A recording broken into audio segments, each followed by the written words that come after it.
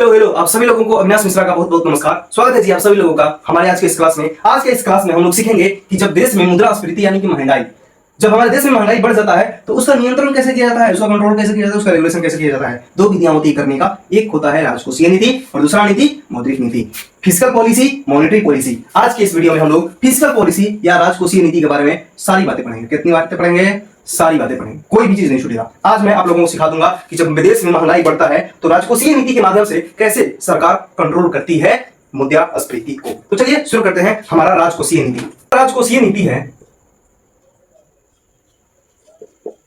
राजकोषीय नीति बोले तो इंग्लिश में इसको फिस्कल पॉलिसी बोलते हैं। ध्यान से सुनना, एकदम सब कुछ समझ में आया। फिस्कल पॉलिसी बहुत इंपॉर्टेंट है भाई, ये नॉलेज के लिए, एग्जाम के लिए, हर चीज के लिए जरूरी है, इंपॉर्टेंट है। फिस्कल पॉलिसी में क्या होता है? सबसे पहली बात, इसको कंट्रोल कौन इसको नियंत्रण करता है? तो इसका नियंत्रण वित्त मंत्रालय द्वारा किया जाता है। मिनिस्ट्री ऑफ फाइनेंस इसका कंट्रोल देख रेख कंट्रोल करता है वित्त मंत्रालय के अधीन के अंदर, वित्त मंत्रालय इसका नियंत्रण करता है। और इसका एक और नाम होता है बजटरी पॉलिसी बोलते हैं इसको। इसको बजटरी पॉलिसी भी कहा जाता है, पॉलिसी भी कहा जाता है। क्या समझ में आ गया कि राजकोषीय जो नीति है ये इसको वित्त मंत्रालय कंट्रोल करता है और इसे बजटरी पॉलिसी भी कहा जाता है। बात समझते थोड़ा सा गहराई में। सब क्या होता है फिस्कल, राजकोषीय मतलब क्या होता है? राजकोषीय, कहीं आप राजा के खजाने के बारे में तो नहीं बात कर रहे हैं, बिल्कुल वही बात कर रहा हूं मैं। राज मतलब राजा, तो इंडिया के राजा आजकल कौन है? सरकार है। तो उसके जो खजाना है, कोष, ठीक है, तो उसी का खजाना, राजा से रिलेटेड जो खजाना है, उस खजाने की नीति, उस पॉलिसी, फिस्कल पॉलिसी के बारे में बात किया जा रहा है। और जो ये जो राजा का खजाना कौन है? वित्त मंत्रालय। वित्त मंत्रालय ही तो पूरा रुपया पैसा का ध्यान रखता है और वित्त मंत्रालय जो है बजट से रिलेटेड काम करता है, तो इसे बजटरी पॉलिसी भी कहा जाता है। राजकोषीय नीति को बजटरी पॉलिसी कहते हैं और ये कंट्रोल करता है वित्त मंत्रालय। बात करते हैं यहाँ पर किस क्या सर इसमें यह होगा कि जब इन्फ्लेशन बढ़ेगा यानी कि मुद्रास्फीति जब बढ़ेगा तो क्या मुद्रास्फीति का कंट्रोल सरकार के द्वारा किया जाता है? बिल्कुल सही बात। जब मुद्रास्फीति बढ़ता है देश में तो सरकार जिस नीति के माध्यम से उस मुद्रास्फीति का कंट्रोल करती है उस नीति का नाम होता है राजकोषीय नीति। क्या करती है सरकार? देखते हैं इधर, ऐसा क्या कर देती है सरकार जिसके माध्यम से हमारा राजकोषीय नीति से कंट्रोल हो जाता है इन्फ्लेशन। बात करते हैं फिस्कल पॉलिसी। फिस्कल पॉलिसी में सरकार क्या करती है? फिस्कल पॉलिसी से सरकार दो चीजें करती है। एक तो करती है वो अपने मुद्रास्फीति का कंट्रोल, या तो वो महंगाई जो बढ़ गया है उस महंगाई को करेगी कम, नहीं तो अगर देश में महंगाई हो गया है कम और उस महंगाई को बढ़ाना चाहती है यानी कि अस्फीति करना चाहती है, डिसइन्फ्लेशन करना चाहती है, ये दो काम कर सकती है। फिस्कल पॉलिसी से दो काम होते हैं, एक काम होता है मुद्रास्फीति का कंट्रोल और दूसरा काम होता है अस्फीति का कंट्रोल। एक बात पहले बताइए, मुद्रास्फीति में क्या होता है? मनी सप्लाई ज्यादा हो जाता है। क्या हो जाता है? मनी सप्लाई ज्यादा हो जाता है, लोगों के पास तरलता अधिक हो जाता है, तरलता अधिक हो जाता है। अब सुनो इधर, यहां पर क्या हो जाता है? मनी सप्लाई जो है वो हो जाता है कम, लोगों के पास पैसा ही नहीं रहता है, और जब पैसा ही नहीं रहेगा तो तरलता भी क्या हो जाएगी? कम। अब बात करते हैं इधर, अब सरकार यहां पर क्या करेगी? तुम लोग बताओ। लोगों के पास ज्यादा पैसा है, लोगों के पास पैसा ही पैसा है, सरकार आएगी और अपनी फिस्कल पॉलिसी ला करके लोगों की पैसा जो है वो चूस लेगी। क्या कर देगी? Sucking the money, sucking money from peoples. लोगों से पैसा क्या कर लेगी?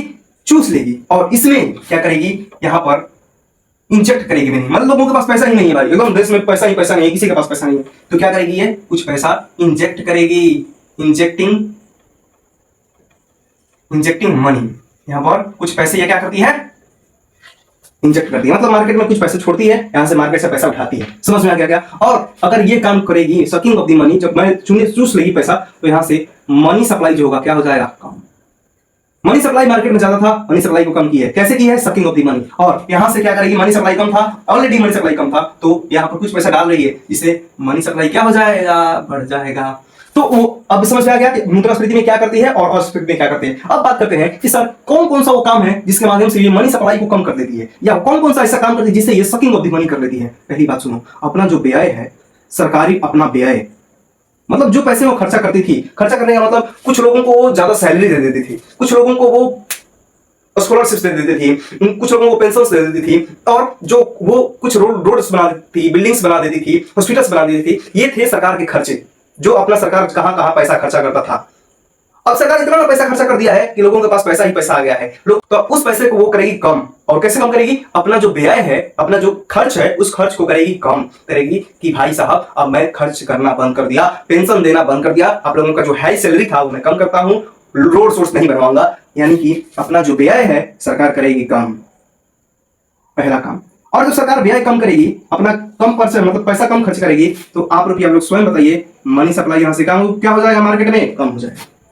पहली बात ये हो गया। अब दूसरी बात करते हैं टैक्स के बारे में। सर टैक्स का क्या करती है? जो टैक्स है मतलब सरकार लोगों पर टैक्स लगाती है।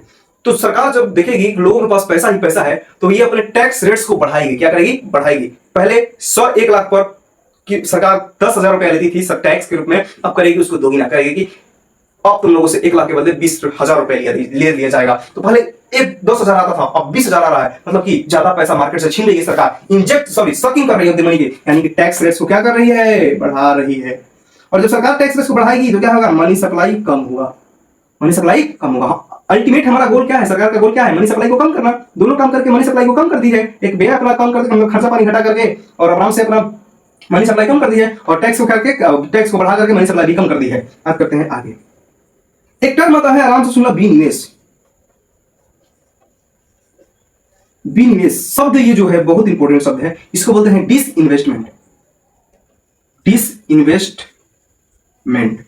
क्या होता है भाइयों? डिसइन्वेस्टमेंट जब सरकार, पहली बात, जब सरकार अपने कंपनियों का, क्या बोला हूं मैं? सरकार अपने कंपनियों का, यानी कि सरकारी कंपनियों का कुछ शेयर, सारा का सारा शेयर नहीं, कुछ शेयर प्राइवेट कंपनियों को बेच देती है।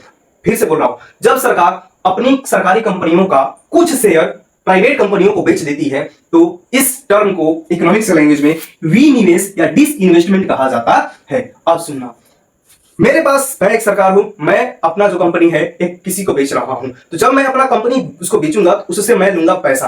अरे भाई कुछ बेचूंगा तो पैसा देगा ना मुझे, खरीदेगा तो उससे मैं लूंगा पैसा। तो जब पैसा लूंगा, यानी उसके पास से मैं पैसा क्या कर रहा हूं? छीन रहा हूं। यानी लोगों के पास से पैसा मैं क्या कर रहा हूं? छीन रहा हूं। लोगों का पैसा मैं क्या कर रहा हूं? चूस रहा हूं। क्या कर रहा हूं? चूस रहा हूं। मतलब कि विनिवेश करके सरकार जो है पैसा लोगों से चूस लेती है, यानी कि डिसइन्वेस्टमेंट भी बढ़ा देती है। क्वेश्चन पूछेगा कि मुद्रास्फीति के दौरान सरकार अपने विनिवेश का क्या करती है? बढ़ोतरी करती है। क्या करती है? बढ़ोतरी करती है। ये बातें समझ में आ गई। और क्या करती है सर? वो करती है लोक ऋण देती है। लोक ऋण सर, पब्लिक बोरोइंग्स, लोक ऋण बढ़ा देती है। लोक ऋण किसको कहते हैं? जब सरकार लोगों से पैसा उधार ले। क्या बात कर रहे हो सर? सरकार पैसा उधार ले रही है, वो भी लोगों से? कैसी बात है? गलत क्यों पढ़ा रहे हैं? गलत नहीं पढ़ा रहे हैं भाई, सही पढ़ा रहे हैं। लोगों से सरकार पैसा उधार लेती है। एग्जांपल के तौर पे, आप गए पोस्ट ऑफिस में। क्या गए? पोस्ट ऑफिस में। आपने कहा कि सुनो सुनो पोस्ट ऑफिस वाले, मेरा 1 लाख रुपया ले लो, ये मेरे पास 1 लाख रुपया है, अपने खाता में जमा कर लो, और उस खाता के बदले में मुझे कुछ इंटरेस्ट देना, ये जमा कर लो मेरा पैसा। तो वो क्या करेंगे? आप लोगों को ले लेंगे और उसके बदले में 1 लाख रुपए के बदले में कुछ पेपर बना करके दे देंगे। मतलब कि एक फिक्स इंटरेस्ट रेट पे, मतलब एक फिक्स ब्याज पर पोस्ट ऑफिस ने आपका जो 1 लाख रुपए था वो कुछ समय के लिए क्या लिया है? उधार लिया है। अरे भाई, आप जब किसी को पैसा देते हैं और उससे कुछ लेते हैं चीजें, उसको तो उधार ही तो बोलते हैं। तो इस केस में आपने पोस्ट ऑफिस को 1 लाख रुपया दिया है और उसके बदले में आपको एक पुर्जा बना कर दिया है, रसीद बना कर दिया है। यही तो है ना भाई तुम्हारा उधार। तो कौन लिया है तुमसे पैसा? कौन लिया है पैसा? कौन लिया है? Post office. पोस्ट ऑफिस क्या है? सरकारी संस्था है, सरकार है। ठीक, तो जब इन्फ्लेशन बढ़ जाता है, जब महंगाई बढ़ जाता है, तो सरकार जो है लोगों से पैसा, लोगों से ऋण जो है, लोगों से लोन लेना चालू करती है। यही इस बात को कहते हैं हम लोग लोक ऋण, पब्लिक बोरोइंग्स। क्या बात है? क्लियर है? लेकिन सर जब महंगाई नहीं रहेगा तो क्या करेगी? आप लोग स्वयं बताएंगे। सरकार अपना व्यय कम करेगी, सॉरी सरकार अपना व्यय बढ़ा देगी, लोगों में पैसा पैसा बांटेगी, उसके बाद में टैक्स को कम करेगी, टैक्स को कम करने के बाद में डिसइन्वेस्टमेंट भी अपना करेगी कम, उसके बाद में लोक ऋण, पब्लिक बोरोइंग्स भी करेगी कम। अब एक बात समझना मेरे भाई, सरकार अपना व्यय कम की है, व्यय की कम की है, मतलब इसका जो खर्चा पानी है, व्यय वो क्या हो गया है? कम। लेकिन टैक्स बढ़ा करके, विनिवेश करके, लोक ऋण करके ये क्या कर रही है सरकार हमारी? ये हमारी सरकार कमाई कर रही है। क्या कर रही है? कमाई। पैसे लोगों से पैसा ले रही है, यानी कि यहाँ क्या हो रहा है? आय हो रहा है सरकार के पास में, पैसे आ रहे हैं। अरे भाई सुनो, जब टैक्स बढ़ाएगी तो सरकार को क्या मिलेगा? लोगों से पैसा मिलेगा। डिसइन्वेस्ट कर कंपनी बेचेगी तो सरकार को पैसा मिलेगा। लोक ऋण मतलब आय हो रहा है, रेवेन्यू हो रहा है सरकार का। तो देखो यहाँ पर जब मुद्रास्फीति होता है तो सरकार का जो व्यय है वो होता है कम। क्या होता है? कम। और लेकिन आय सरकार का बढ़ जाता है। तो मुद्रास्फीति के दौरान सरकार के जो आय है वो सरकार के व्यय से बढ़ जाते हैं, ज्यादा हो जाता है। आय जो है व्यय से बढ़ जाता है। और जब ऐसी कंडीशन आती है जिसमें सरकार का इनकम या रेवेन्यू एक्सपेंडिचर से बड़ा हो जाए, तो ऐसा स्थिति में जब बजट प्रस्तुत करती है, ऐसे बजट को बोलते हैं अधिशेष बजट। क्या बोलते हैं भाई? बहुत इंपॉर्टेंट टर्म है, आराम से इसको डाइजेस्ट करो। अधिशेष बजट या सरप्लस बजट, सरप्लस बजट या अधिशेष बजट कहते हैं। लेकिन इस कंडीशन में आओ, डिसइंफ्लेशन वाली कंडीशन में, और महंगाई नहीं है उस कंडीशन में, यहाँ पर सरकार का व्यय क्या हो रहा है?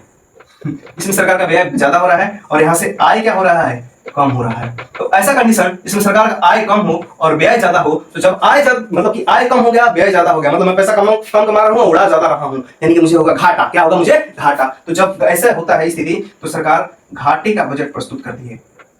घाटे का बजट, डेफिसिट बजट कहते हैं, प्रस्तुत करती है। तो ये था पूरा का पूरा फिस्कल पॉलिसी, राजकोषीय नीति, जो वित्त मंत्रालय बनाती है, जिसके अंदर हम लोग सीखें कि कौन कौन सा ऐसा टर्म, मतलब ऐसा कौन कौन सा कदम उठाती है वित्त मंत्रालय या सरकार, जिससे कि देश में मुद्रास्फीति और अस्फीति कंट्रोल हो जाता है। फिस्कल पॉलिसी की पूरी कहानी जानने के बाद में एक और इकोनॉमिक्स का बहुत इंपॉर्टेंट टर्म्स पढ़ने जा रहे हैं हम। इसका नाम है गवर्नमेंट सिक्योरिटीज।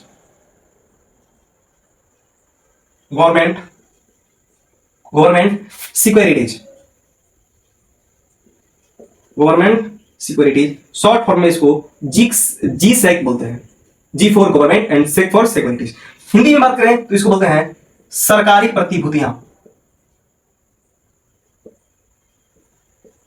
सरकारी प्रतिभूतियां क्या होता है? आराम से सुनना। यह वह उपकरण होता है, गवर्नमेंट सिक्योरिटीज वह उपकरण होता है, यह वह उपकरण होता है, यह वह उपकरण होता है जिसके माध्यम से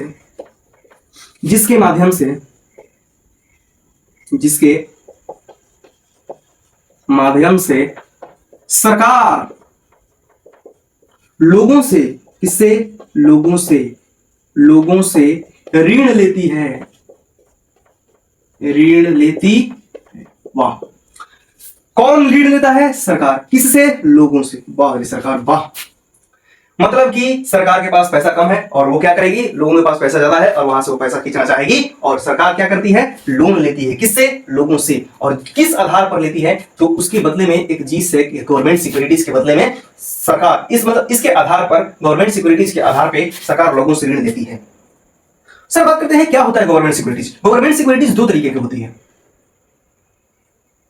एक गवर्नमेंट सिक्योरिटीज होता है शॉर्ट टर्म के लिए, अल्पकालीन, शॉर्ट टर्म, और एक जो गवर्नमेंट सिक्योरिटीज होता है ये होता है लॉन्ग टर्म के लिए। Long term, sir short term मतलब कोई तो डेट होगा ना, कोई टाइम होगा। ये होता है 1 वर्ष से कम, 1 वर्ष से